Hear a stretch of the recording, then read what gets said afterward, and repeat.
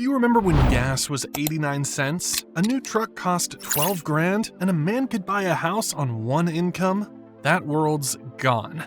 Now, your 401k's a roller coaster, Social Security's a joke, and inflation's eating your savings alive. But there's one asset still in your garage, or about to be, that beats gold, beats real estate, and still lets you drive like it's 1985. But here's the thing that changes everything. The Porsche you remember, the Porsche your dad pointed at when you were young and said, maybe someday, that Porsche is disappearing forever. Porsche recently announced plans to scale back their aggressive EV transition. But make no mistake, the naturally aspirated flat-six engine that defined the 911 for 60 years is still being phased out. Manual transmissions are already endangered. The raw, mechanical, pure driving experience that made Porsche legendary is ending. This isn't speculation, it's happening right now. Which means the gas-powered Porsches sitting in showrooms and garages today aren't just cars anymore. They're the last of their kind. And that scarcity could be your ticket to beating inflation while owning something that you've wanted your whole life.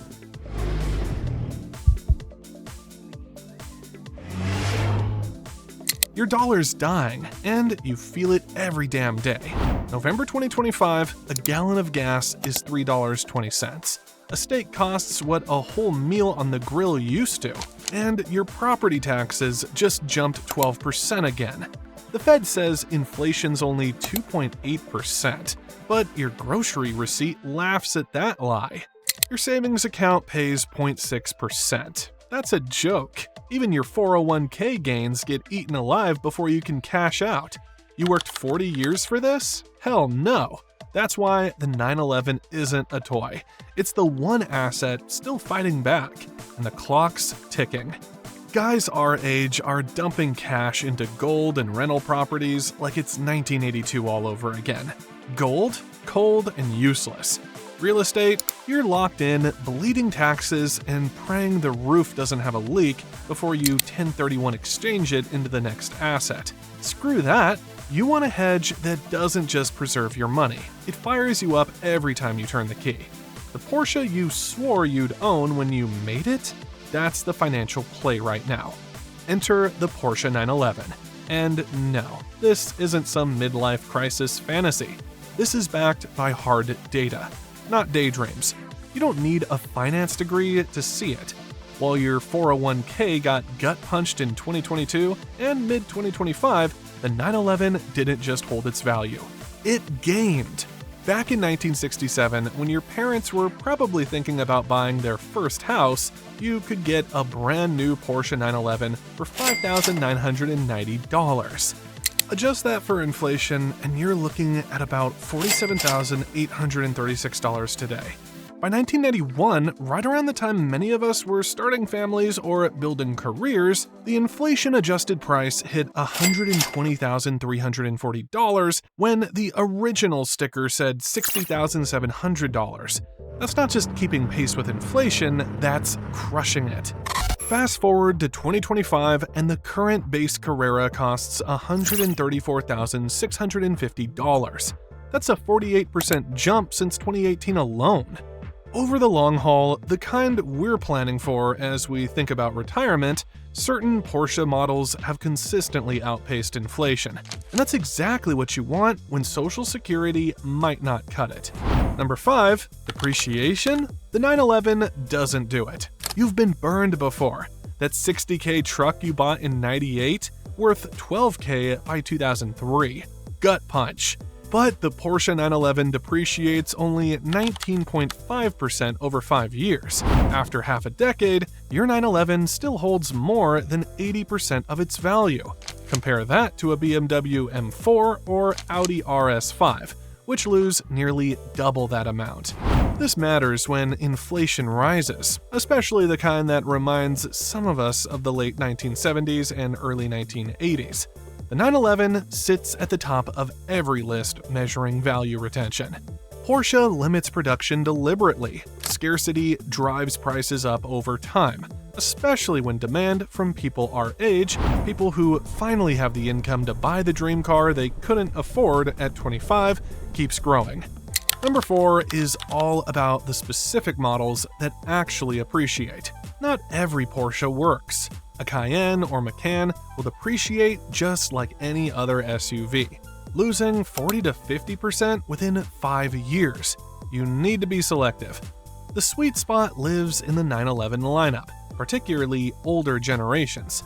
Take the air-cooled 911s from the 1970s through 1990s, the ones you saw in posters when you were a teenager. A 1988 911 Coupe originally sold for around $37,000.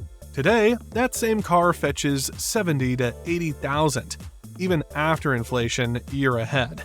These air-cooled cars represent the last connection to the Porsche your dad talked about, the Porsche Steve McQueen drove before computers took over. No traction control, no stability control, just you, the engine, and the road. That purity is gone from new cars, making these analog machines increasingly valuable.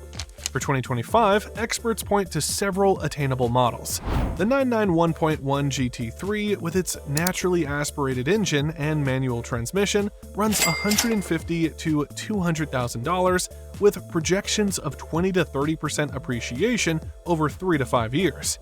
Buyers our age are moving away from turbo engines and automatics, craving the raw mechanical connection we remember. The 997 Carrera S generation, built from 2005 to 2012, sells for $60,000 to $120,000. These deliver classic 911 feel with modern reliability. The market shows steady 10 to 15% annual appreciation for well-maintained examples. At our age, consistency matters more than home runs. Number 3 focuses on the broader collectible car market. The global sector is valued at $800 billion as of 2024. This market shows positive correlation with inflation. When paper money loses purchasing power, something we've witnessed from the 1970s to today, people shift to tangible assets. The historic Automobile Group International Index rose 264.49% from December 2008 to December 2021. Think about that time frame. You watched the financial crisis wipe out trillions. Your 401k tanked, but collectible cars proved resilient. There was a 7.74% dip in 2023, but the market rebounded quickly. For those approaching retirement, that resilience matters.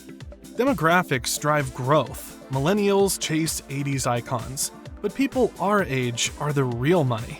With paid-off houses, fat 401ks, and 30 years of someday burning a hole in our pocket. You ditched the minivan for a pickup, and you're cashing in on the 911 you swore you'd own when you made it. Auction data proves it. The average collectible car age dropped from 54 years in 2010 to 38 years by 2024. Digital marketplaces transformed everything. Online auctions reached global audiences instantly. This liquidity has improved dramatically. You're no longer limited to local dealers when selling. Number 2 gets into costs because we know nothing comes free. Classic car maintenance isn't cheap, but it's nowhere near the inflated 20% figure you might hear. For a well-maintained 911, expect $2,000 to $4,000 annually for routine service on a 6-figure car. Oil changes, tires, brakes, and annual service add up, but this isn't catastrophic. This isn't your Toyota Camry, but it's not financial suicide either. Storage matters. You need climate control and security. Insurance runs $2,000 to $5,000 yearly for a 6-figure Porsche. Fuel costs aren't trivial either. Classic Porsches guzzle premium gas. When inflation drives energy prices up, your operating costs rise too. Capital gains tax hits at 28% for collectibles versus 20% for stocks. Some states add more. Factor this from day one. Illiquidity is the silent killer. Need to sell quickly? Good luck. The market for 6-figure sports cars is small. You might wait months. But if you're thinking 10 to 20 years anyway, that timeline aligns perfectly. Number 1 is the most important factor. Porsche's engineering and brand prestige create lasting value that transcends market cycles. This isn't hype. It's fundamental quality you've learned to appreciate over decades. Porsche has built its reputation for over 70 years. You've watched this brand your entire life. Ferdinand Porsche founded the company in 1931. The 911 debuted in 1963 and hasn't stopped evolving. That continuous heritage creates emotional connection. Your generation and your kids' generation both want these cars, and that multi-generational appeal is rare. The engineering speaks for itself. Porsche pioneered turbocharging. Won Le Mans countless times, every road car benefits from track lessons. This racing pedigree isn't marketing fluff, it's real. Consider the Mezger engine, named after Hans Mezger, who passed in 2020. This flat six appeared from the 1960s through 2009. The 996 Turbo and 997 GT3 used it. These cars command premiums because buyers our age know it's bulletproof. We've watched these engines last 200,000 miles without major problems. The shift to electric vehicles matters to us. The last generation before everything went digital. Some argue gas-powered classics will lose value, but as EVs become the norm, internal combustion engines could gain novelty value. They'll represent our era. The last air-cooled 911s prove this. Their values skyrocketed after 1998. Synthetic fuels offer another lifeline. Porsche invested heavily in e-fuel development. If successful, gas-powered Porsches could remain viable indefinitely. Comparing to other hedges, gold returned 400% from 2000 to 2024. But gold doesn't do anything. You can't drive it or share it with grandkids. Collectible cars outperformed art in certain years. Cars offer utility, paintings don't. Real estate generates income but requires huge capital. Property taxes never stop. You can't move real estate if you retire elsewhere. A Porsche fits in a shipping container. If you move to Florida or Arizona, the car goes with you. Diversification is key. Allocate maybe 10 or 15% to a collectible 911. The rest goes into index funds, bonds, real estate. If the Porsche market tanks, you're not wiped out. But if it soars, you benefit while enjoying the drive. Financing adds complexity. In 2025, 55 to 80% of collectibles are financed through specialty lenders. Traditional banks undervalue these assets, but niche lenders will finance at reasonable rates if you have good credit. Leverage can amplify returns.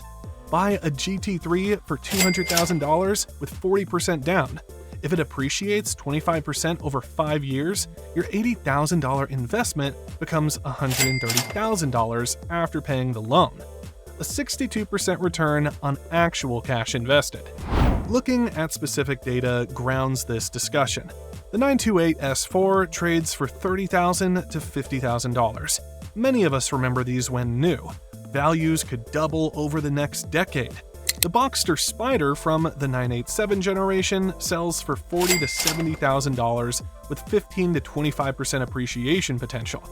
The 996 Turbo is the best value play at $50,000 to $80,000. Once people focus on mechanical brilliance over styling, prices will correct upward. Risk management matters because we've lived through crashes. Bubbles happen. The 1980s Ferrari boom ended badly. Nothing guarantees appreciation. Economic downturns hammer luxury goods. We witnessed this in 2008. If you need liquidity during recession, you're selling at the worst time. This should be money you can lock up for a decade. Environmental regulations pose threats. Governments could ban internal combustion engines from areas. Insurance might refuse coverage. These scenarios seem unlikely, but things change fast. Factor uncertainty into decisions. Authentication matters in an age of scams. Fake Porsches exist. You need documentation proving history. Pre-purchase inspections by specialists are non-negotiable. Spend $500 to avoid a $50,000 mistake. Condition determines value more than anything. A pristine example commands multiples of what a rough car fetches. Original paint matters. Matching numbers matter. You need the right example of the right model. Joy factor? It's the whole damn point. Gold sits in a safe. Stocks flash on a screen. A 911? You fire it up at 6 a.m. on the weekend, and that flat six screams as you own the back roads. No weekend wasted in a vault.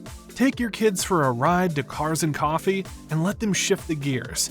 Let them hear the engine scream. This is legacy with a red line. Even if it never gains a dime, you lived, not watched. At our age, experiences aren't optional. They are the return. Community? It's your new boardroom, but with horsepower. Porsche clubs aren't wine and cheese meetups. They're weekend warriors, guys like you who built companies and raised families and now run the corners at dawn. You swap war stories over coffee, close six-figure deals in parking lots, and get the first call when a pristine 97 Turbo S hits the market. After decades of Zoom calls and corporate BS, this is the real network. No LinkedIn required. Your buddy in the club? He's the one who moves your car for top dollar when you're ready. This isn't nostalgia.